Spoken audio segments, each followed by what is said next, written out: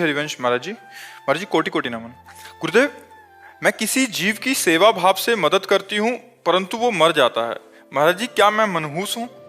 नहीं, उसकी आयु समाप्त होती तभी वो मरता है।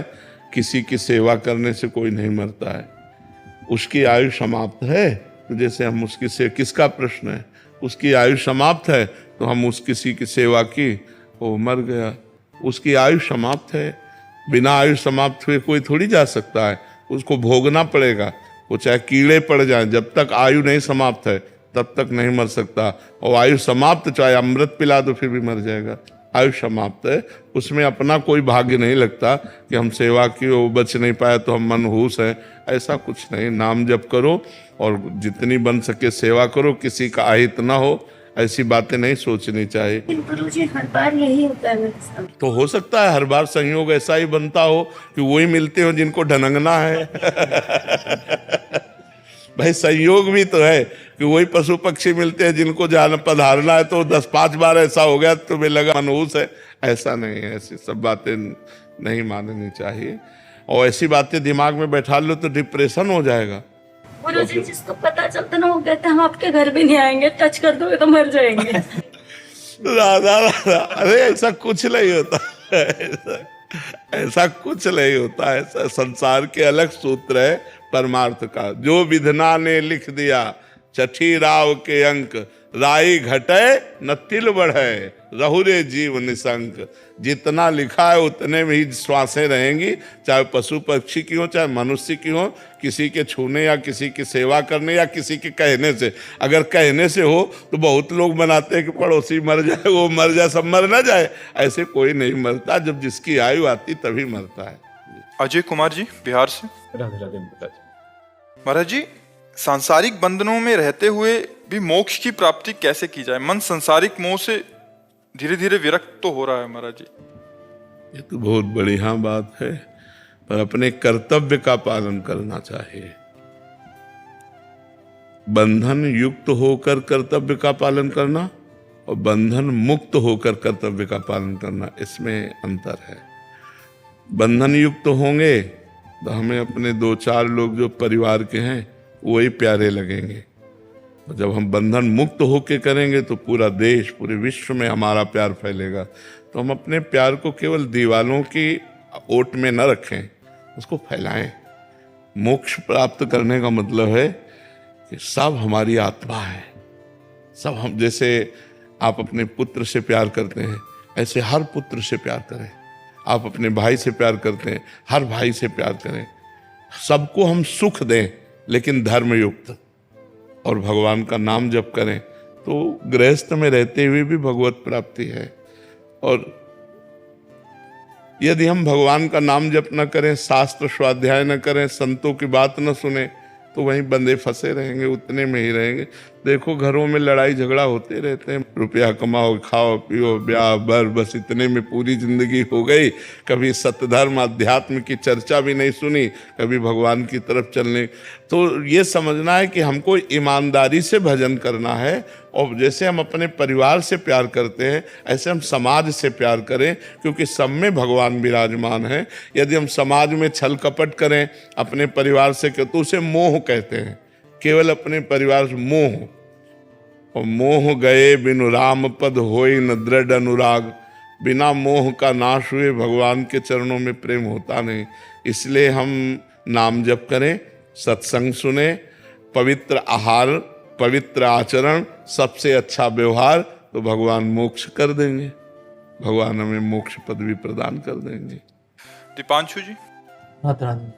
राधे राधे महाराज जी। महाराज जी, मैं ये जानना चाहता हूँ कि मैंने अभी तक किसी का बुरा नहीं किया, किसी का दिल नहीं दुखाया, अपने कर्तव्यों के प्रति ईमानदार रहा, फिर भी हमारे जीवन में जो आने वाली समस्या है उसका मूल कारण क्या है? आपका ही कर्म, आपका ही पूर्व का किया हुआ कर्म। जैसे पिछली फसल में बाजरा बोया है, अब इस फसल में गेहूं बोया है, तो हमें खाने को क्या मिलेगा? बाजरा। क्योंकि अभी तो अगली फसल आएगी ना, पीछे की जो फसल है वो हमको खाने को मिलेगी। तो जो हमने पूर्व में पाप कर्म किए, इस जन्म में हम सही चल रहे हैं, ईमानदारी से चल रहे हैं, पर हमें दुख आएंगे क्योंकि वो पिछला पाप हमको भोगना पड़ेगा। इसलिए धैर्यपूर्वक नाम जपते हुए उसे भोग ले, आगे पाप करे ना तो आगे बहुत अच्छा रहेगा। जैसे देखो इस जन्म में हम बाबा जी हैं, पर पूर्व जन्म में कोई पाप रहा तो गर्भ से ही ये रोग रहा, संक्रामक रोग है। अब उसको क्या किया जा सकता? पूर्व में पाप हुए तो ऐसा संयोग बन गया।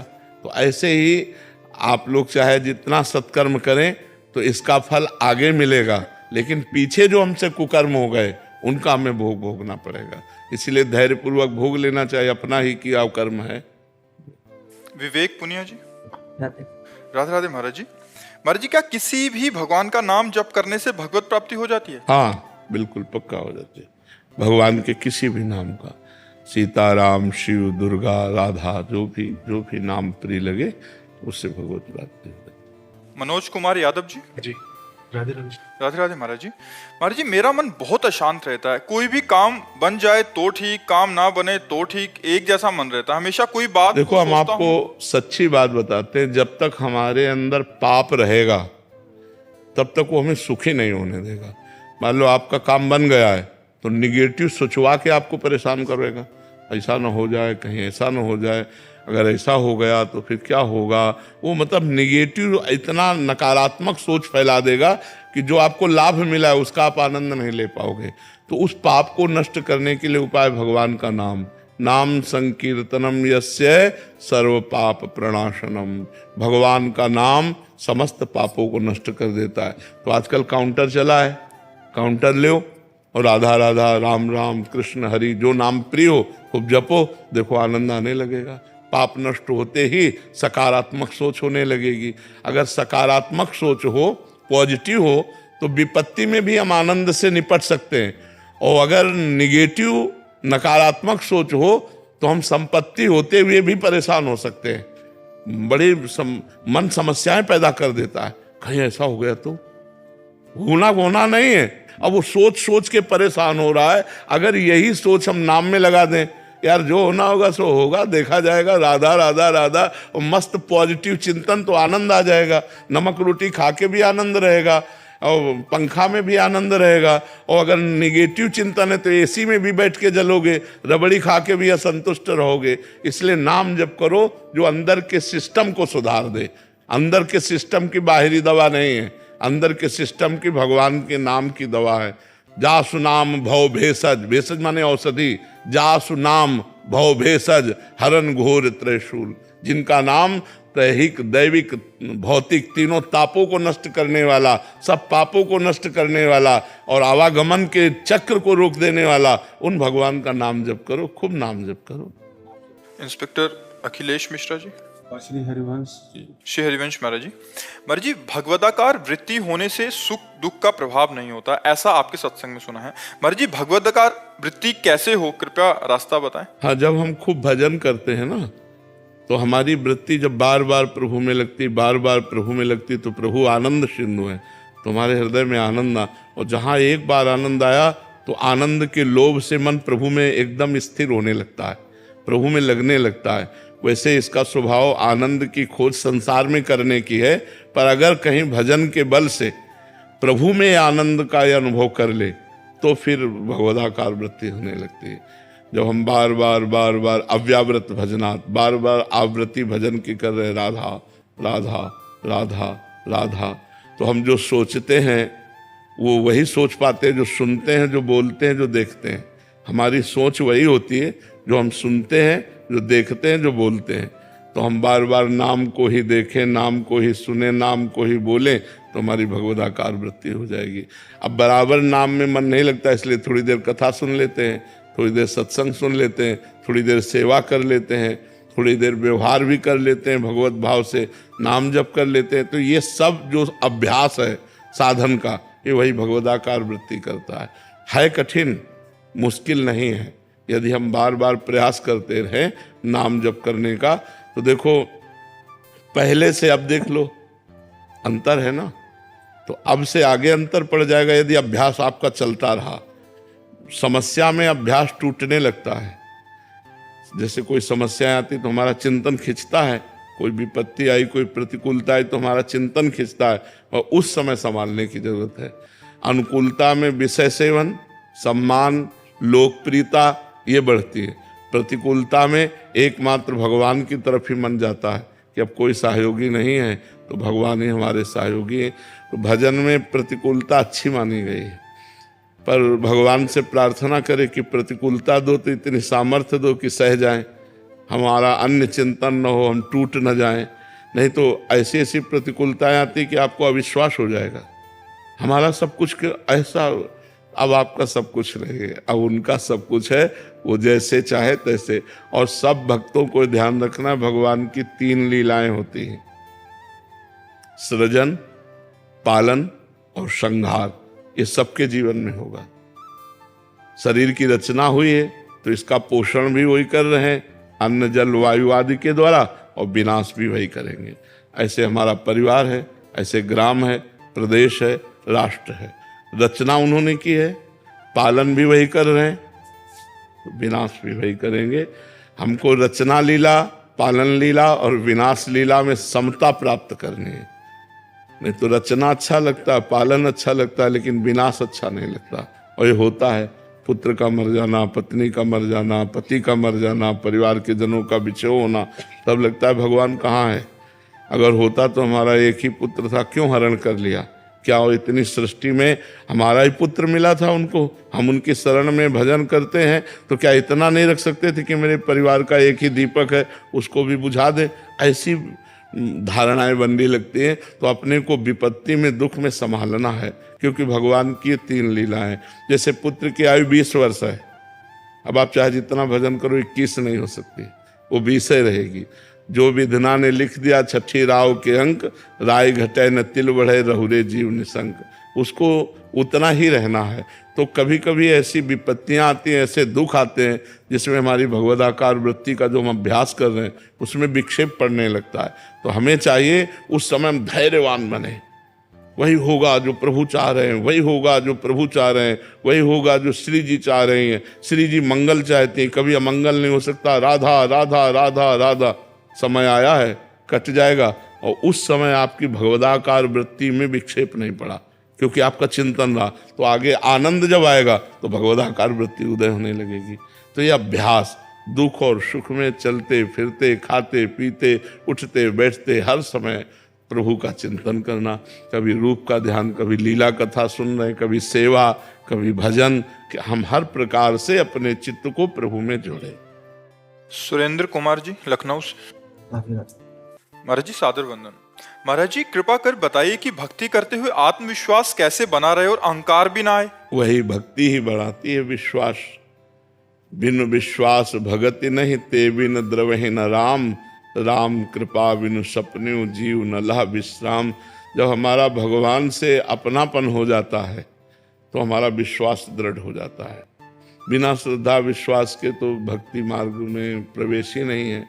भवानी शंकरो वंदे श्रद्धा विश्वास रूपिणो, याभ्याम बिना न पश्यंत सिद्धा स्वांता स्थमीश्वरम।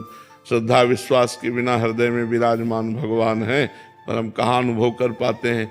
तो हमारा श्रद्धा विश्वास भक्ति से ही बढ़ेगा। जैसे जैसे हमें भजन करते हुए अनुभव होगा वैसे विश्वास होता जाएगा। कई घटनाएं जीवन में ऐसी आई कि जिसमें केवल भगवान ही निवारण कर सकते थे। तो जैसे ही निवारण हुआ तो हमारा विश्वास और बढ़ गया, जैसे ही निवारण हुआ तो हमारा विश्वास और बढ़ता चला गया और समर्पण होता चला गया। तो कभी कभी माया ऐसा विक्षेप करती कि जहाँ हमें विश्वास करना चाहिए वहाँ वो ऐसी लीला कर देगी कि हमें अविश्वास हो जाए। पर हमको अपने भगवान से विश्वास बनाए रखना है। अगर विश्वास नहीं रहा तो हमारे पास कुछ नहीं रह जाएगा। और जैसे भक्त लोगों को लोग ठग लेते हैं, तो विश्वास के कारण ही तो ठग लेते हैं, फंसा लेते हैं विश्वास के कारण। जैसे आप कहो कि आज हमने देखा आम जो है वो नीम की तरह कड़वा था, तो हम विश्वास मान लेंगे होगा, ऐसा हो सकता है, क्योंकि हमारा विश्वास ही सब कुछ रहा है। तो तुम जो बोलोगे हम विश्वास मान लेंगे। संसार का व्यक्ति क्या होता है, वो हर बात पे तर्क करता है, हर बात पे प्रश्न खड़ा करता है, हर बात में संशय खड़ा करता है। और जो भक्तजन होते हैं उनके अंदर संशय नहीं रह जाता, वो विश्वास ही उनका सब कुछ हो। इसीलिए कभी कभी ठगे जाते हैं भक्तजन, कभी कभी उनको लोग बावरा समझ लेते हैं। वो बावरे नहीं हैं, वो बहुत बड़ी वस्तु प्राप्त किए हैं, भगवान के विश्वास में है। कई बार लोग उनको फंसाने की चेष्टा करते हैं, तो उनका फंसना भी मोक्ष है, उनका फंसना भी, क्योंकि वो विश्वास, कबीरा खुद को ठगाइए। तो जब हम भक्ति करते हैं तो हमारा स्वभाव ऐसा बनता जाता है कि भगवान पे तो जाने दो, हर एक पर विश्वास हो जाता है, हर एक पर विश्वास हो जाता है।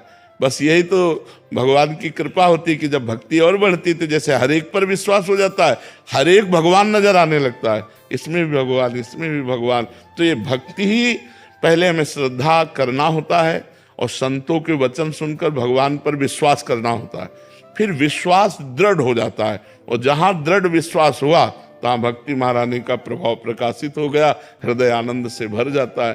पर विश्वास, भगवान से ये प्रार्थना करे कि चाहे जितना कष्ट देना, विश्वास न टूटने पावे। एक बार किसी बात पे हम बहुत चिंतित थे, तो एक पागल एक छड़ी लिए था और ऐसे घुमा रहा था, और हमारे सामने आया, ऐसे गा रहा था, ऐसी शक्ति हमें दे न दाता, मन का विश्वास कर। हमारी तरफ देखा, मुस्कुराया, चल दिया। हम उसको पंचांग प्रणाम किए थे कि प्रभु इस रूप में आकर के हमको उपदेश दे रहे, ऐसी शक्ति हमें दे न दाता, मन का विश्वास कमजोर होना।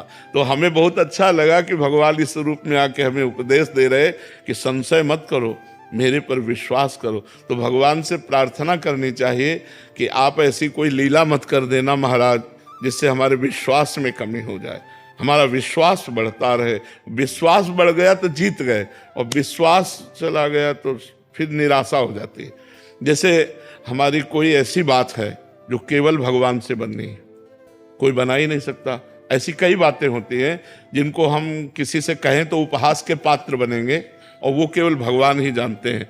और वो बात बन गई तो आपका विश्वास एकदम पहाड़ जैसा बन गया, और अगर वो बात रद्द हो गई तो लगा यार भगवान से भी प्रार्थना किया, कोई नहीं सुनता, कोई नहीं सुनता, वो भगवान के प्रति अविश्वास होने लगता है। तो हमें भगवान से प्रार्थना करनी चाहिए कि आप हमें विश्वास दीजिए, ऐसे आप हमको अनुभव कराइए जिससे आप पर विश्वास हो जाए कि आप हमारी बात सुनते हैं, आप हमारे हैं, आप हमारे पास हैं। ऐसी प्रार्थना भगवान से करें तो भगवान के संतों के वाक्य सुनने से हमें भगवान पर विश्वास होने लगता है। तभी तो लोग गंदे आचरण छोड़कर अच्छे आचरणों की तरफ बढ़ते हैं। और जब हमें अनुभव होने लगता है भगवान की कृपा का, तब विश्वास दृढ़ हो जाता है। जहां दृढ़ विश्वास हुआ फिर तो किसी की जरूरत नहीं। ऐसे जीवन में कितने अनुभव हुए जिनमें हमको केवल भगवान ने बचाया, केवल भगवान, केवल दूसरा कोई नहीं। तब तो अरे ये तो भगवान हमें देख रहे थे, भगवान हमें बचा दिए। जैसे ऐसे गंगा किनारे जा रहे थे, ऊपर पपड़ी थी और नीचे भारी दलदल, मलाई जैसा दलदल। अब हम अपनी मस्ती में जा रहे थे भगवत चिंतन करते हुए, पीछे से आए, बाबा आगे मत जाना, दलदल है। उन्होंने पीछे मुड़ के देखा, कोई नहीं दिखाई दिया। आगे छड़ी जो थी, जो ही ऐसे छड़ी किया तो अरे हमको आप बताओ यहाँ कौन आता निकालने, यहाँ कौन आता निकालने। भगवान ने आवाज दी और कोई दिखाई नहीं दिया, और हमें लगा मेरा मालिक मेरे साथ है, वो मुझे देख रहा है। आए वही कृपा कर। तो हमें लगता है कि अगर हम भगवान से प्रार्थना करें कि आप हमारे विश्वास को कभी न तोड़ना, नाथ हमारा विश्वास बढ़ता जाए, ऐसी शक्ति हमें दे न दाता, मन का विश्वास कमजोर हो। विश्वास कमजोर हो गया तो फिर किसी के समझाए नहीं समझोगे आप। आपका विश्वास उठ गया तो फिर भक्ति फिर नहीं रहेगी। विश्वास ही तो सारा खेल है। हम देखो भगवान के श्री विग्रह में या भगवान के चिन्हों में जो भाव समर्पित करते, तो हमारा विश्वास है ना कि भगवान स्वीकार करते हैं, तभी तो हम समर्पित करते। जल है, दूध है, भोजन है, आभूषण है, वस्त्र है, कि हम ये जो दे रहे हैं वो भगवान स्वीकार कर रहे हैं। तो हमें हर क्षण अगर विश्वास हो कि मैं जो राम राम जप रहा हूँ, राधा राधा जप रहा हूँ, कृष्ण कृष्ण जप रहा हूँ, भगवान सुन रहे हैं मेरी बात। भगवान पर भगवान कृपा करे और हमारी बात जो है वो सुन ले और हमें विश्वास दे दे कि हमारी बात सुनी जा रही, भगवान हमारे हैं, ये सच्ची बात समझ लो। वही ऐसी कृपा करेंगे कि आपका विश्वास दृढ़ हो जाएगा। अगर वो ना चाहें तो ऐसे मायावी है, माया उन्हीं की तो है कि विश्वास होना कठिन हो जाए। विश्वास होना, एक बार नामदेव जी ने भगवान से कहा, जब कुत्ते में भी भगवान को प्रकट कर लिया, तब भगवान से कहा अब तुम छुप नहीं सकते। विट्ठल भगवान से बातचीत करते थे, तो कहा प्रभु अब तुम हमसे छुप नहीं सकते, अब गुरु की कृपा से हमने पहचान लिया आपको। भगवान ने कहा सही। उन्होंने कहा हाँ अब तुम छुप नहीं सकते। अब मंदिर में बैठ के भजन करने लगे, तो भीड़ थी, मन में आया मंदिर के पीछे जाएं।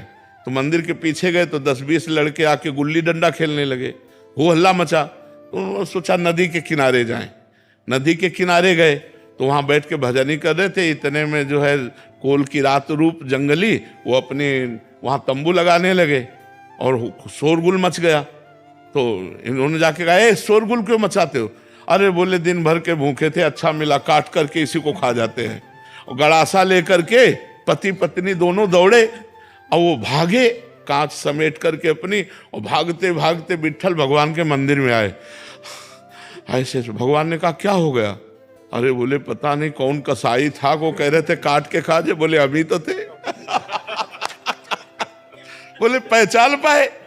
जब तुम मंदिर के पीछे गए तो लड़कों को साथ लेके अभी गए, पहचान पाए कि मेरे भगवान खेल रहे हैं। और जब तुम नदी किनारे गए तो हम और रुक्मिणी जी थी, और कौन था? बोले प्रभु आप पहचानना चाहो तो आपको पहचान ले, लेकिन आप ना पहचानना चाहो तो ऐसे रूप है कि पहचाना नहीं जा सकता कि भगवान है। ऐसे रूप, कई कथाएं ऐसी महापुरुषों के जीवन में आती हैं। एक संत भगवान थे, बड़े सिद्ध महापुरुष थे, तो वो काशी से गंगा नहा के चले, तो एक ऐसे कुष्ठ मक्खियां भिनभिना रही ऐसा रूप रख के, और बगल दूर दूर दूर। तो कहा किससे, कौन दूर, कहां दूर, कैसे दूर, कौन दूर, किससे दूर, कहां दूर? बस चरणों में गिर गए तो देखा भगवान विश्वनाथ जी।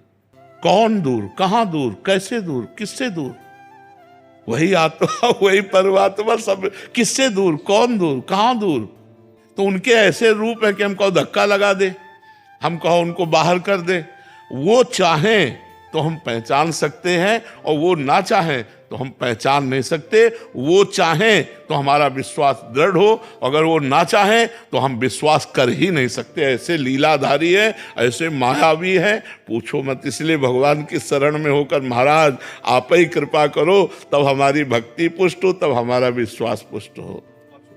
मान लो कोई तिलक लगाए है, कंठी बांधे है, तो इसका प्रमाण है कि वो गंदे आचरणों से बचने की कोशिश कर रहा है।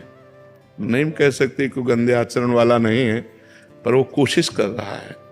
तो समाज को तो ऐसे लोगों का प्रोत्साहन, उत्साह बढ़ाना चाहिए, न कि दंड दे देना चाहिए। वो अभी एक किसी डिपार्टमेंट में ऑफिसर है, शिष्य है, तो 2 वर्ष से उसकी तनख्वाह रुकी थी। तो उनका कारण क्या? बोले तिलक लगाने से ऑफिसर नाराज हो गए और उन्होंने बंद करवा दिया था। तो 2 वर्ष बाद अब फिर शुरू हो गया उसका पेमेंट।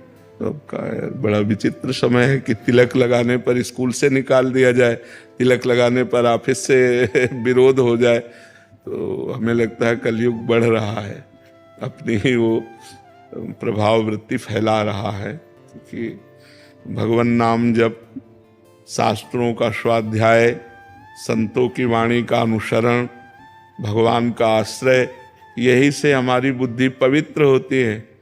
नहीं तो फिर वो गंदे आचरणों का हमारे हृदय में बाहुल्य हो जाता है। दुर्वासना मम सदा परिकर्षयन्ति, हमारा मन दुर्वासना की तरफ तो जल्दी चला जाएगा, लेकिन उपासना की तरफ जाना कठिन है। तो हमें लगता है कि प्रशंसा के पात्र हैं वो लोग जो सतमार्ग में चलना चाहते हैं या चल रहे हैं।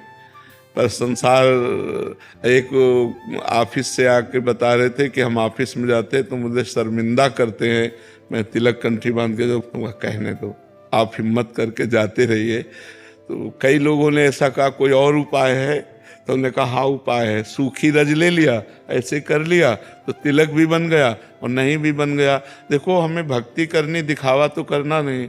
अगर ऐसा कहीं लगता है तो हम ऐसे चिन्ह, जो हमारी आचार्य परंपरा है, तो ऐसे सूखी रज ले ले और ऐसे करे और ऐसे कर ले तो तिलक लग गया, संस्कार हो गया। लेकिन तिलक लगा भी नहीं कि बाहर दिखाई दे, तो ऐसा भी कर लेना चाहिए। ऐसा ना करे कि नौकरी पे आ जाए तो परिवार का पोषण बंद हो जाए, भगवान की सेवा बंद हो जाए। तो फिर अब मान लो 2 वर्ष से उसे तनख्वाह नहीं मिल रही थी, नौकरी पेशा वाला आदमी परेशान था। तो हम सबसे प्रार्थना करते हैं कि जिनको तिलक लगाकर कंठी बांधकर अपने ऑफिस जाना या अपनी नौकरी या अपने किसी भी डिपार्टमेंट में परेशानी पड़ रही, तो वो सूखी तिलक लें, सूखा रज लें, उसे गीला ना करें, ऐसे लगा लें। या जिनके घर में कोई विरोध हो रहा है तो वो तिलक भी लग गया जिससे वैष्णव संस्कार बन गया, और नहीं भी लगा जिससे कोई विरोध नहीं करेगा। अच्छा, हृदय में राधा राधा कह रहे हैं, बाहर कंठी तिलक नहीं है, तो भगवान तो जान ही रहे ना। बाहर कंठी तिलक है, हृदय में हम संसार का चिंतन करें तो बात तो बनेगी नहीं ना, बात बनेगी भगवान के चिंतन से।